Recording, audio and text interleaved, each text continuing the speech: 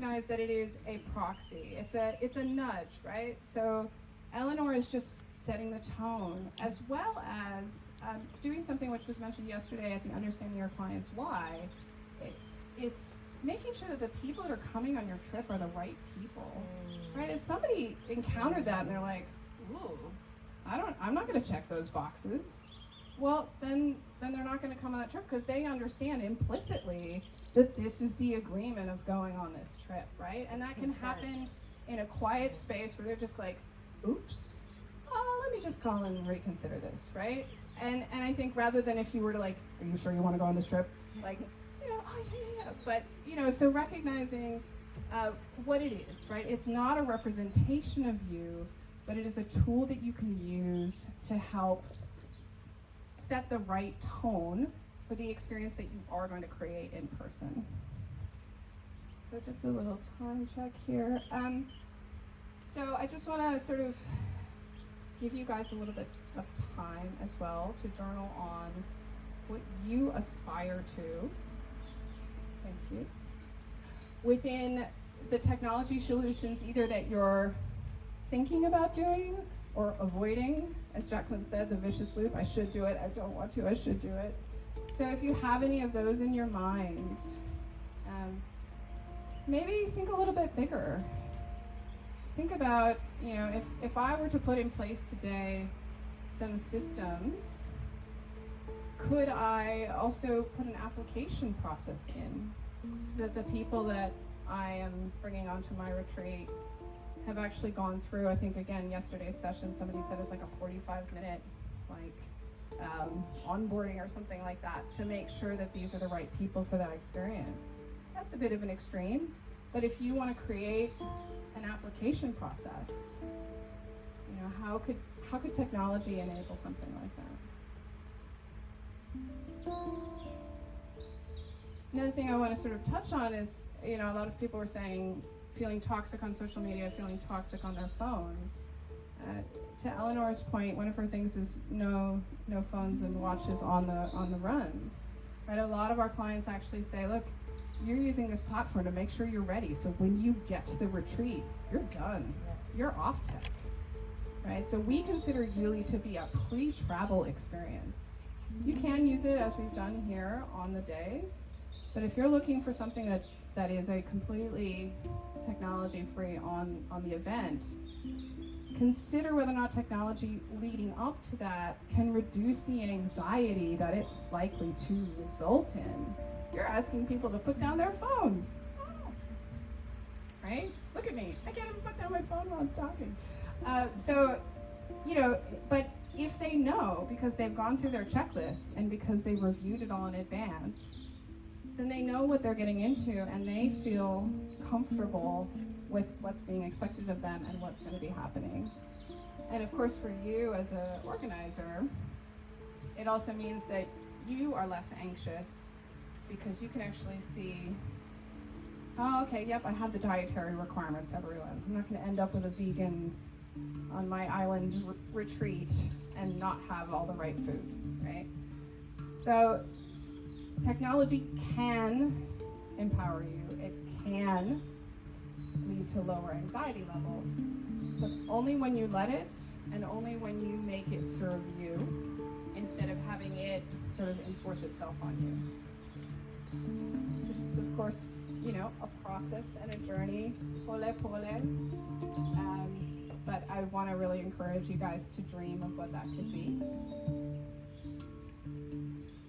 Does anyone have an aspiration for how technology could empower them that they want to share? Oh, I love how quickly those hands went up. Hi, my name is Marleen. I'm in business for 20 years and I'm running a well-being travel company worldwide. So since 20 years I'm also dealing with a lot of technology solutions. But this is the thing, and I really respect your job, right? And I've been dealing honestly with a lot of technology people to help us with all the solutions. And well-being travel is a very personal thing. think you can agree to that. Yeah. So trying to really fit everything in a technology system, it just doesn't work. Because what is the biggest problem? People sometimes just don't read. Yeah. So it's just a little bit of a, you know, it's not that I want to know that I know better, but this is really the thing. We're trying really to give them all this information, but in the end, they're coming on the travel and they're just really blunt and they say, "Oh, really? Is that true?" So it's really about the human aspect of having the context. And as far as I can see, there's a lot of retreat leaders here, and they are the one who are organized. They're the center of the retreats. So we just completely have shifted to that the retreat leaders in my team, they are just phoning the people, because we just see that people are so busy sometimes to really prepare for retreats, even if you just give them all the information and the videos and the preparations and the documents to sign. And so it's just a little Yes. Thank you. No, I think and this actually is part of the journey, is discovering where technology doesn't serve you, and letting that go. Don't hold on to tech for tech's sake, right? Yeah, especially I think in our business too. Yeah. And it can serve you, and it's sometimes not. And so, this kind of thing, you want to think about, well, your customers are not operationally minded, but if you're running a business that needs to get bigger and you have multiple people running, if they're making those phone calls, will they appreciate having a system, right? Does your team value it?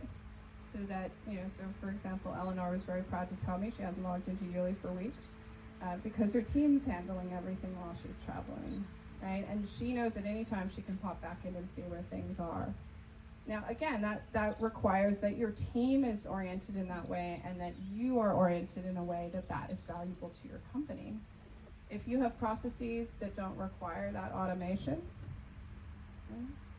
then don't. But of course, one of the things that I do find is always interesting, you said you just make a phone call. I mean, that was the technology of its time. That would have been like a crazy thing to do, 50 years ago. Just call them, right? And so this is the thing, is that maybe now is not the time when you will embrace these tools, but you will find, depending on the age bracket of the people that you target, that eventually you will likely be talking to people who don't want a phone call from you, right?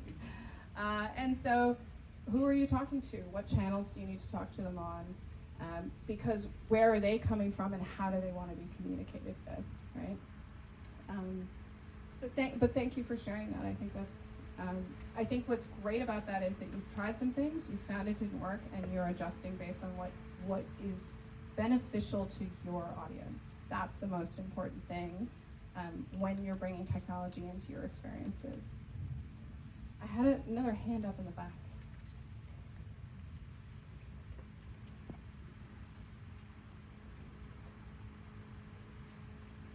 Hi, my name is Mary. I'm from Chanel, based in Switzerland. With the conversations and examples that you've set, basically preparing your clients, or sort of preparing making sure that they're aware of what they're expected to do on a retreat that you're in. But I think we focus too much on that to kind of have a convenience from for the people that's managing the business. But I think what we need to think of moving forward is how we make sure that the guests or clients we're bringing in is basically going to come back to you. Yeah. So the whole guest journey repeats back and comes back to either Run Wild retreats or also from our side. So that's kind of like what, if you have an upcoming success story on that one, I'd be very thrilled to see how this whole post retreat and connection to the brand, or connection to the brand is maintained. like in hospitality, for example, we've got great brands with great loyalty programs, but that obviously doesn't probably fit within the wellness industry. So I'd like to kind of have that more. Yeah, thank you.